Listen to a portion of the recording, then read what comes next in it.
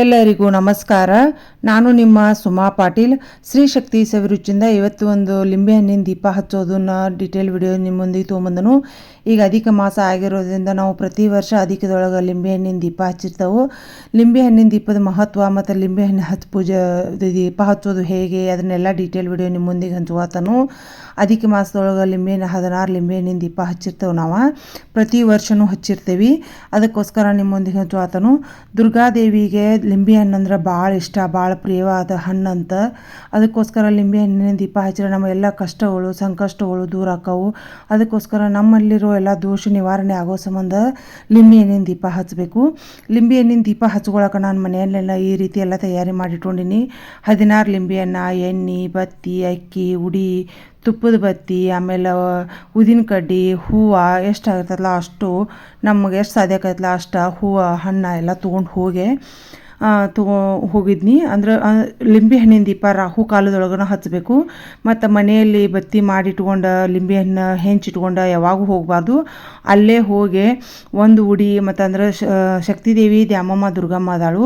ಅದಕ್ಕೋಸ್ಕರ ನಾನು ಶಕ್ತಿದೇವಿಗೆ ಒಂದು ಉಡಿ ಮತ್ತು 16 ಲಿಂಬೆಹಣ್ಣು ಮತ್ತು ಹೂವು ಎಲ್ಲ ಈ ರೀತಿ ಅವ್ರ ದೇವರ ಪೂಜಾರಿ ಇರ್ತಾರಲ್ಲ ಅವ್ರ ಕೈಯಾಗ ಕೊಡಬೇಕು.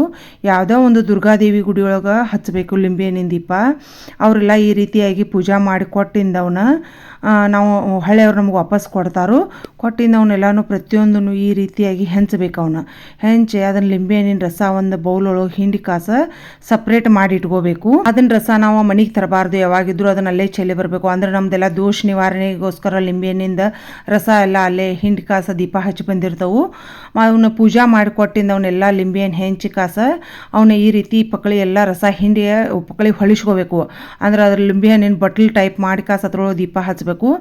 ಇದನ್ನು ಮಾಡ್ಕೊಳಕ್ಕೆ ಮೊದಲಿಗೆ ತಟ್ಟೆಯಲ್ಲೇ ಒಂದು ಸಸ್ತಿಕ್ ಆಕಾರ ಬರೋದ್ನಿ ನೀವು ನೋಡಿದಿರಿ. ಈಗ ಸಸ್ತಿಕ್ ಆಕಾರ ಬರೋದ ಕಾಸ 5 ಅಕ್ಕಿ ಕಾಳಿನ 5 ಮುಟ್ಟಿಗೆ ಅಕ್ಕಿ ಕಾಳು ಇಟ್ಟು ಕಾಸ ಅವನೇನು ಹಿಂಡಿರ್ತಾವಲ್ಲ ಈ ರೀತಿಯಾಗಿ ಅದನ್ನೆಲ್ಲ ನೀರಿನ ಅಂಶ ಇರಬಾರ್ದು, ಒಣ ಅರಿವಿಲೆ ಎಲ್ಲ ಅವ್ನು ಹೊಳಿಸ್ ಕಾಸ ಈ ರೀತಿಯಾಗಿ ಹಚ್ಚಿ ಹೊಳಿಸಿಟ್ಕೋಬೇಕು.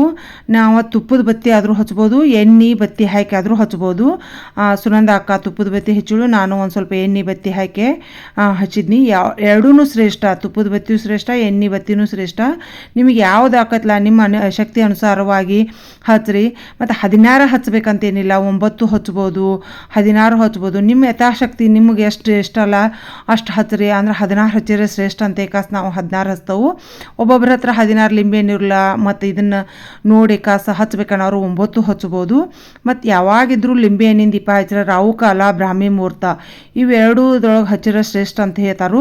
ನಾವು ಪುರಾಣದೊಳಗೆ ಆಮೇಲೆ ಎಲ್ಲ ಕಡೆ ಕೇಳಿ ತಿಳ್ಕೊಂಡಿರೋದ್ರಿಂದ ನಾವು ಹಚ್ತವು. ಇದನ್ನು ಹಚ್ಚಕ್ಕೆ ಹೇಳಿದ್ದು ನಮ್ಮ ಅತ್ತಿ ಬೆಳಗಾವ ಕಿಲ್ಲಾ ದುರ್ಗಾದೇವಿ ಗುಡಿಯೊಳಗೆ ಭಾಳ ಹಚ್ತಾರು. ನಮ್ಮ ಅತ್ತಿ ಅವ್ರು ಹೆಚ್ಚು ಹೇಳ್ಯಾನ, ನಮ್ಮ ಸೋದರತ್ತಿ ಹೆಚ್ಚು ಹೇಳಿದ ಹಚ್ಚನ ಅವಾಗಿಂದ ನಾ ಹಚ್ತನು. ಮತ್ತು ಈ ಲಿಂಬೆಹಣ್ಣಿನ ದೀಪ ಯಾವುದೂ ಒಂದು ದಿವಸ ಅದು ಏನು ನೋಡುವಂಗಿಲ್ಲ, ನಮಗೆ ಯಾವಾಗ ಬೇಕಾದ್ರೆ ಅವಾಗ ಹಾಕೋದು. ಅದು ಶುಕ್ರವಾರ ಮಂಗಳವಾರ ರಾಹುಕಾಲ ಟೈಮ್ ಅಷ್ಟ ಹಚ್ಚಬೇಕು.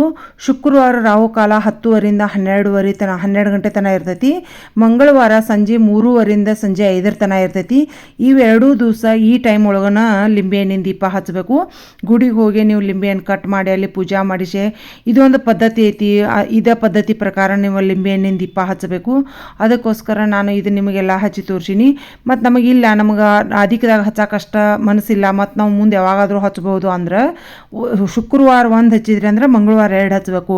ಹೀಗೆ ಪ್ರತಿ ಶುಕ್ರವಾರ ಮಂಗಳವಾರ ಹೆಚ್ಚಿಗೆ ಮಾಡ್ಕೊತೋಗಿ 16 ಲಿಂಬೆಹಣ್ಣಿನ ದೀಪನೂ ಹಚ್ಬೋದು. ಅದು ಒಂಥರ ಪದ್ಧತಿನೂ ಐತಿ. ನಾವು ಅದನ್ನು ಆಲ್ರೆಡಿ ಮಾಡಿ ಮುಗಿಸಿದ್ರಿಂದ ಈ ಅಧಿಕ ಮಾಸದೊಳಗೆ ಪ್ರತಿ ಅಧಿಕದೊಳಗೆ ನಾವು 16 ಲಿಂಬೆಹಣ್ಣು ಹಚ್ತವು. ಮತ್ತು ನಮಗೆ ಬೇಡಪ್ಪ ಒಂದೊಂದು ಹೆಚ್ಚಾಗಂಗಿಲ್ಲ ಅಂದ್ರೆ ಒಂದು ಮಂಗಳವಾರ 4 ಹಚ್ಚಬೇಕು, ಒಂದು ಶುಕ್ರವಾರ 4, ಹಿಂಗೆ 4 ಹೆಚ್ಚು ಮಾಡ್ಕೊತ ಹೋದ್ರೂ ಅದು ಬರ್ತೈತಿ. ಈ ರೀತಿಯಾಗಿ ನಾವು ಎಲ್ಲ ಲಿಂಬೆಹಣ್ಣಿನ ದೀಪ ಹಚ್ಚೆ.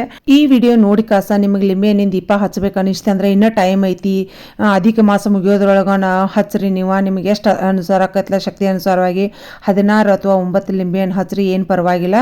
ಇಲ್ಲಪ್ಪ ನಮಗೆ ಬೇಡಾಗಿತ್ತಂತಂದ್ರೆ ಶ್ರಾವಣ ಮತ್ತು ಅಧಿಕ ಮಾಸ ಆಮೇಲೆ ಮನ್ನಮಾಸಿ ಅಂತ ಮನ್ನತಿನ ಅಮಾವಾಸ್ಯೆ ಇರ್ತೈತಲ್ಲ ಅವಾಗ ನವರಾತ್ರಿ ಒಳಗೆ ಈ ರೀತಿನೂ ಹಚ್ಚಿರ್ತಾವೆ, ಅವಾಗ್ಲೂ ಹಚ್ಬೋದು. ಅದರ ಪದ್ಧತಿ ಪ್ರಕಾರನ ಹಚ್ಚ್ರಿ, ನಿಮ್ಗೆ ಎಲ್ಲರಿಗೂ ಚಲೋ ಆಗ್ತೈತಿ. ಅದು ಶ್ರೇಷ್ಠವಾದ. ಇವತ್ತು ನೈವೇದ್ಯಕ್ಕೆ ನಾನು ಹಯಗ್ರೀವ ಅಂದ್ರೆ ಕಡಲೆಬೇಳೆ ಹುಗ್ಗಿ ಅಂತ ಕಸ ಮಾಡೀನಿ.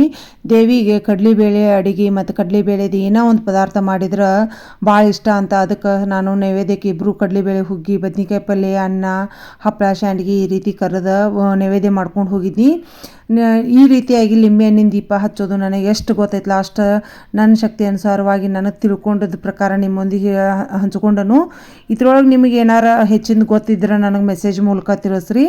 ಮತ್ತು ನೀವು ಯಾರು ದೀಪ ಹಚ್ಚಿದ್ರೆ ನಿಮ್ಗೆ ಹೆಂಗೆ ಅನಿಸ್ತೈತೆ ಅಂತ ಕಾಸದ ಕಮೆಂಟ್ಸ್ ಮೂಲಕ ನನಗೆ ತಿಳಿಸ್ರಿ. ನನ್ನ ಎಲ್ಲ ಅಡುಗೆ ವಿಡಿಯೋಗಳು, ಪೂಜಾ ವಿಡಿಯೋಗಳು ನೀವೆಲ್ಲರೂ ಇಷ್ಟಪಡತ್ತೀರಿ, ಲೈಕ್ ಮಾಡತ್ತೀರಿ, ಶೇರ್ ಮಾಡತ್ತೀರಿ, ಕಮೆಂಟ್ಸ್ ಮೂಲಕ ನಿಮ್ಮ ಅನಿಸಿಕೆಗಳನ್ನು ತಿಳಿಸತ್ತೀರಿ. ಮತ್ತು ಇದೇ ರೀತಿ ನಿಮ್ಮೆಲ್ಲರ ಸಪೋರ್ಟ್ ಹೀಗೆ ಇರಲಿ. ಮತ್ತು ಯಾರೆಲ್ಲ ನನ್ನ ಅಡುಗೆ ವಿಡಿಯೋಗಳು, ಪೂಜಾ ವಿಡಿಯೋಗಳು ಫಸ್ಟ್ ಟೈಮ್ ನೋಡ್ತಾರಲ್ಲ ಅವ್ರು ಸಬ್ಸ್ಕ್ರೈಬ್ ಮಾಡೋದಂತೂ ಮರ್ಯಾಕೆ ಹೋಗ್ಬೇಡ್ರಿ. ವಿಡಿಯೋ ಇಷ್ಟ ಆದವರೆಲ್ಲ ಲೈಕ್ ಬಟನ್ ಕೊಡೋದಂತೂ ಮರ್ಯಾಕೆ ಹೋಗ್ಬೇಡ್ರಿ. ನಿಮ್ಮೆಲ್ಲರ ಸಪೋರ್ಟ್ ಸದಾ ಯಾವಾಗಿದ್ರೂ ಹೀಗೆ ಇರಲಿ. ಎಲ್ಲರಿಗೂ ತುಂಬ ಧನ್ಯವಾದಗಳು. Thank you so much.